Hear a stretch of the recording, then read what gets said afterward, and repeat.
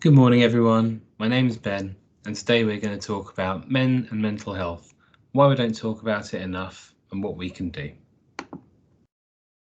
So a quick agenda of the things we're going to run through. I'm going to start by thinking about what does masculinity mean to you, then have some examples of men talking about mental health, then briefly consider toxic masculinity, which is a term I'm sure you've heard and is thrown around a lot. It'd be interesting to have a think about together.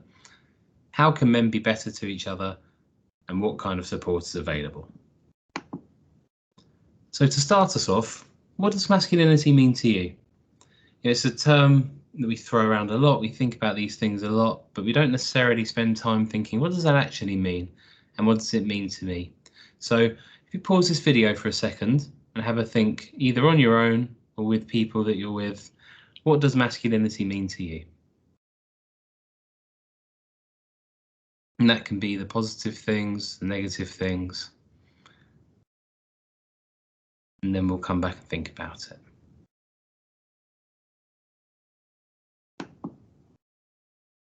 Okay, so now you've had to think about what masculinity means to you and what it means to be masculine. What do we imagine when we think of as a depressed person or someone who's going through a difficult time? What images come to mind? And how does that fit with your idea of masculinity? Is it easy to think about a depressed person being masculine? So have a think, then we'll come back in a moment.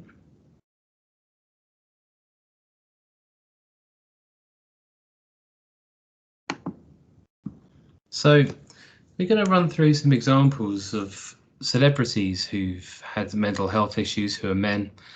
And I think these are quite archetypally masculine people that we think of when we think who's a manly man, and people who we might be surprised to actually hear that have had some difficulties that maybe they didn't feel so comfortable talking about in the past, or maybe even hid that they were going through these things.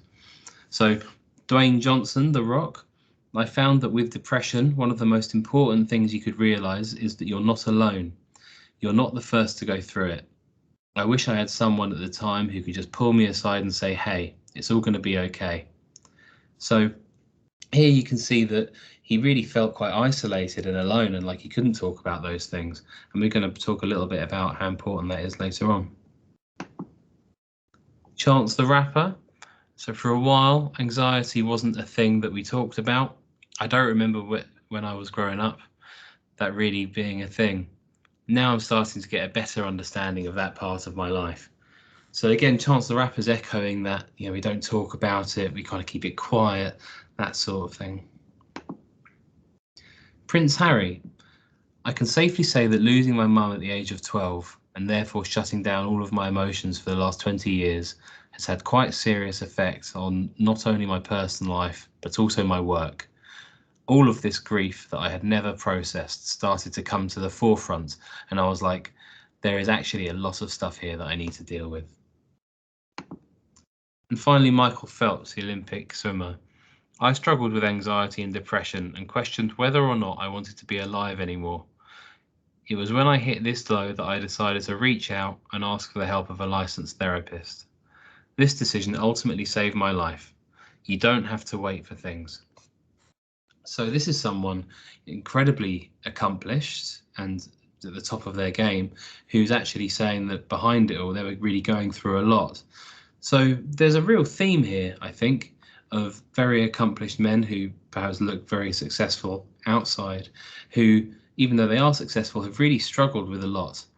And it's really important to consider this when we think about what masculinity means, because generally, I think, whilst it can really be a strong thing to do to show your feelings, it's often not what comes to mind when we think about being manly or being masculine. So those are just sort of a couple of examples. If you could pause again and have a think of some examples that you might know.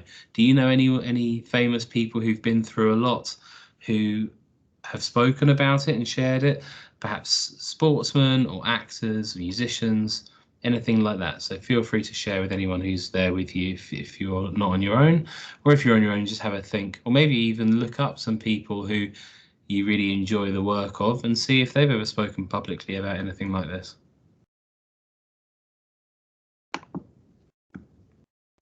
So why do we need to talk about men's mental health? Men often feel that they're expected to be the breadwinners and to be strong, dominant, and in control. While these aren't inherently bad things, they can make it harder for men to reach out for help and open up. While there isn't a different sort of male depression, some symptoms are more common in men than women, and these include irritability, sudden anger, increased loss of control, risk-taking, and aggression. And that's a really important point. Why are we talking about men's mental health rather than everyone's mental health? Well, I think it's really important to think about everyone's mental health.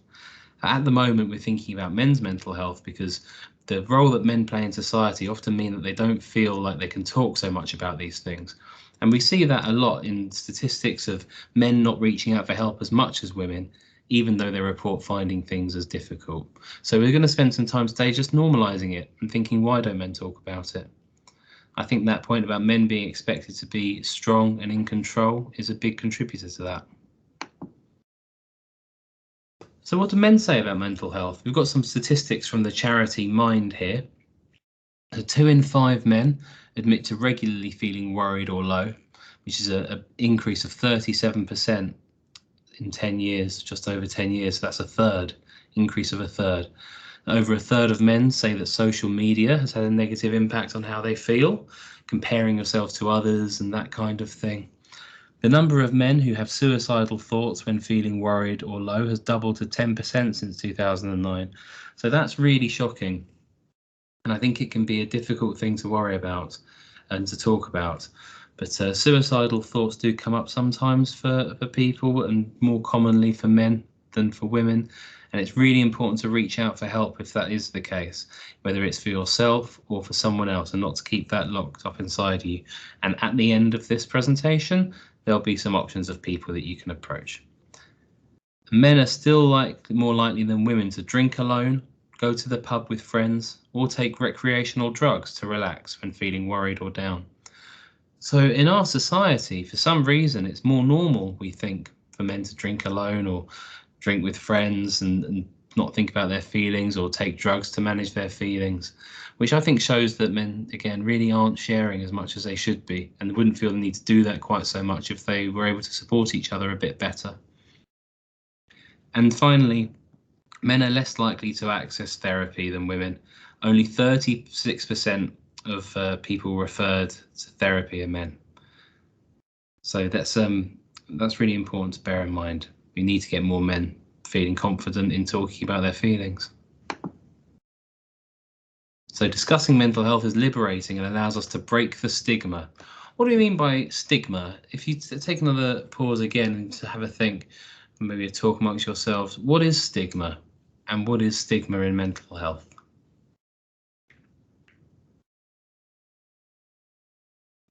So a brief answer to that, I think, would be that stigma is the feeling that you can't really talk about these things, or that you look down on people who talk about these things. And with mental health, we know that not talking about things can just make things worse. So discussing these things, actually, even though we might feel we really want to keep them inside, can be really liberating, and also gives a space for other people to feel like they can share too. So toxic masculinity, we're just going to touch on this briefly. It's a very contemporary thing to be thinking about and talking about. It's important, I think, to have an understanding of. So again, pause for a second. Have you heard this term before? And what do you think about it? Take a couple of minutes.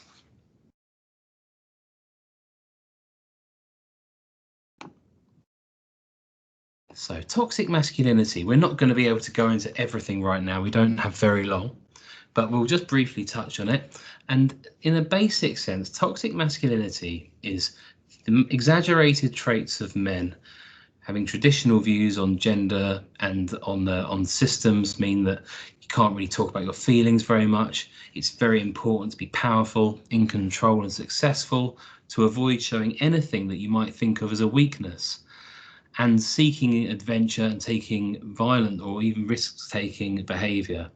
So toxic masculinity is often spoken about as something that makes it a difficult environment for women to be around in. It meant that the negative aspects of male power affecting women, and that's certainly true, and it's certainly the case, and it's very important we're having those conversations. But toxic masculinity affects all of us, and it affects all of us in that a lot of men might feel that those toxic or bad elements of masculinity, the exaggerated ones about power and control and not having feelings, they might have to inhibit and show a lot more. So toxic masculinity affects men by men thinking that they have to be that way too. So at a young age, young boys are taught to push their feelings away and not think about them, whereas it can be a bit more allowed for girls to do that. And even thinking about feelings can often be dismissed as something girly, like that's a bad thing, or that it's a bad thing to be feminine and have your feelings. It's really important that we get away from these gender-defined ways of thinking, because it's not helpful for us as people. We all have feelings, we all need support sometimes, and it's important that we move away from this very gendered, very black and white way of thinking.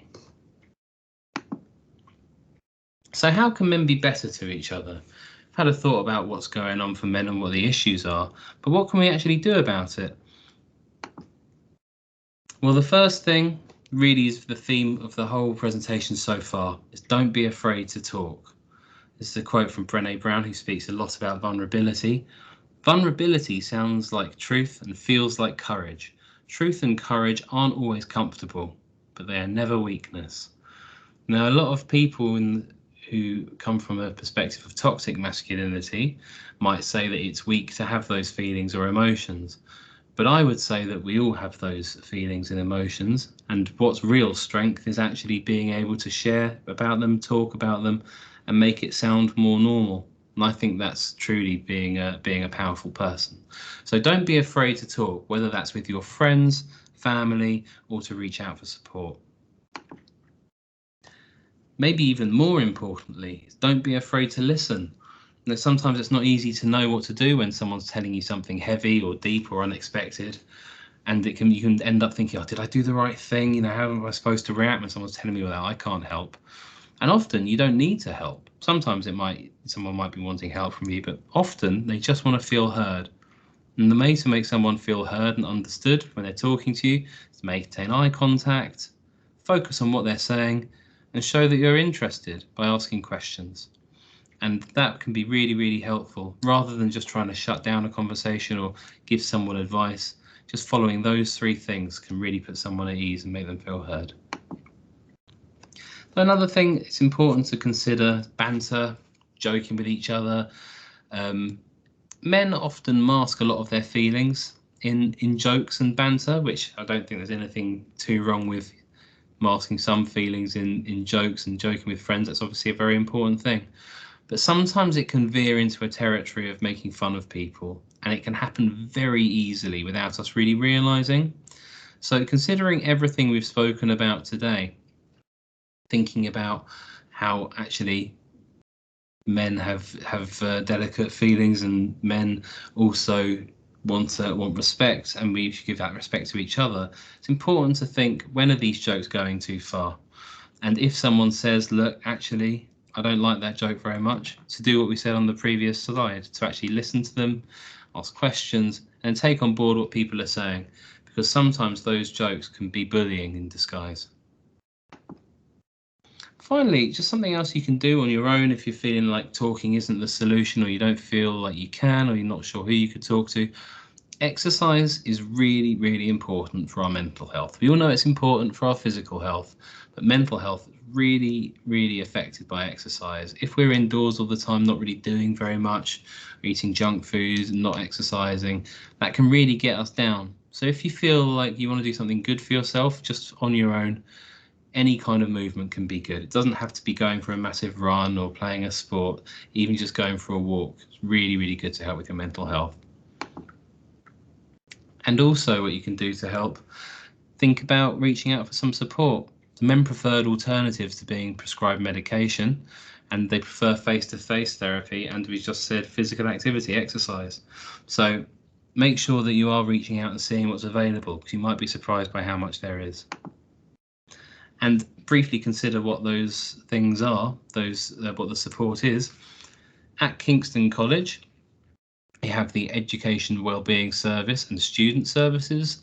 So there's a lot offered there. I do one-to-one work on anxiety or feeling a bit down through them. There's counsellors, there's all kinds of bursary support. So do make sure that you speak to Student Services in room 236 if you need any help through the college, or even just to see what there is. Your GP, that's a way to access any NHS support or get advice. Togetherall, it's the app and the website that's made available through the college, and you'll have a free login there, so make the use of that. Headspace, I think, is great. Both their YouTube channel and their app is very good, and they also have a mindfulness program on Netflix, which is good. And finally, the Samaritans as well. They're available online or by phone number, and you can contact them if you just want someone to speak to and for someone to listen. So I hope that was helpful for you all, and at least has prompted some questions about what do we mean by masculinity, what does it mean to be manly, and what does it mean to be brave. And I hope that you're able to take these things forward in future. Thanks for listening.